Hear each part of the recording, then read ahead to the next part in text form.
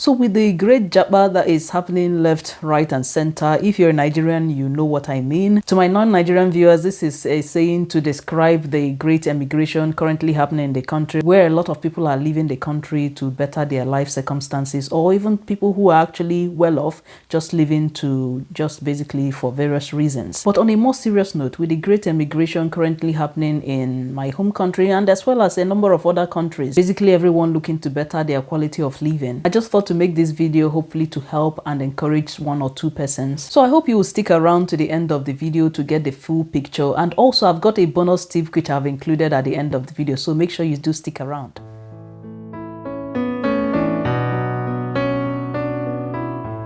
Hello and welcome to Menvic Studio. My name is Angoli Ibesuku. So for a lot of people, moving to the UK to study, the aspiration and the goal is really to eventually find a good paying job and then settle in the country. So with the reintroduction of the UK post-study work visa, understandably, a lot of people are hopeful that the time on the visa, the 2-year period, would help them or give them enough time to find suitable job after studies, which would hopefully sponsor them and they can go on to stay in the country. Before embarking on this journey and then spending all your hard-earned money, there are a few things which I think it's important to bear in mind. I have seen far too many people leave their home country and then come out here and spend all these thousands of pounds and study with the hope that they will find a job and settle in the country, only to have to return back to their home country with shattered hopes. The way I see it, deciding to come out here to study is an investment, and one needs to be very clear from the word go what sort of return you're hoping to get on this your investment. To some people, the perfect return on the investment might be the certificate.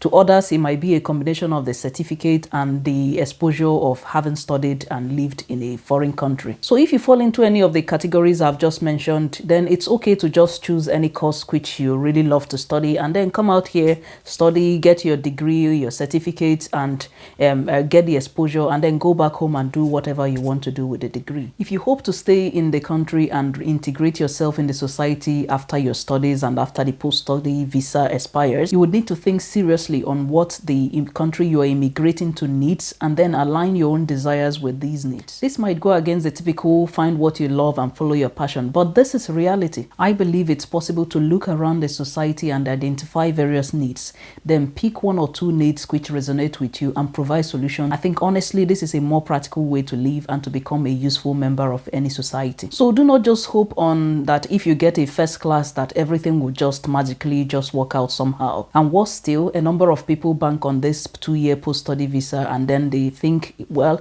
I've got 2 years, I would definitely find a company, I'll definitely find something and it will work out in the end. Trust me, I have seen a lot of people who fail to secure a sponsorship job at the end of the post-study work visa period, despite having had a fantastic result in their course of study. So even though there are many benefits of having the 2-year post-study work visa and the time to also find a suitable job that would sponsor you, it's really important that you don't bank on this solely. In fact, if possible, plan not to even get on that visa in the first place, and if you do get on it, plan to stay on it for the shortest amount of time possible. But the only way this can happen is if you've studied a course which provided you skills that are in high demand in the UK in the first place. In the UK, we all know that work experience is everything, so you need to give yourself a good chance to land the job, considering that you would have very limited experience in your field. It's a fact that to get on the skilled workers visa, which is where you're hoping to be, you would need to find a company willing to sponsor you. And to get a job with an employer who is willing to sponsor you, then you really need to figure out a way to make sure that you can give yourself a good chance. So the best way to get around being passed up on jobs due to limited experience in your field is to carry out a thorough research on the course and field you're hoping to study and to find out the sort of competition you would face come the time for you to get a job. If possible, start applying before you finish up your course,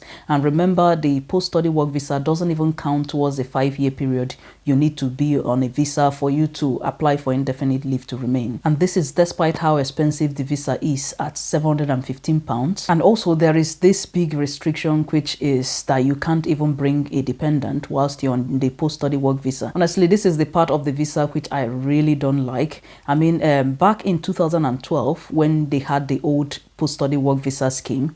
I joined my husband as a dependent. So if it was around now, then I wouldn't actually be able to join him, which is quite sad. But anyways, to summarize, my advice is to carry out a thorough research before you choose a course to study in the United Kingdom, and choose a course which would provide you with skills which are in high demand by the UK employers. The shortage occupation list is your friend in this, and you should go way beyond this. You should seek out for people who are already in the country, who are working in the field you intend to work in. Find out what it's like working in that field, if there are jobs. You should also do your own job search whilst you're still in your home country, just to see what the field is like and see if there are jobs going or not before you actually come into the country. And as soon as you come in, once you're close to the end of your studies, start applying with the mindset to skip the post-study work visa or stay on it for the shortest amount of time possible. And finally, to the bonus tip which I promised at the beginning of the video. According to the UK government website, organizations who provide adult care services, they are able to offer sponsorship to their staff. So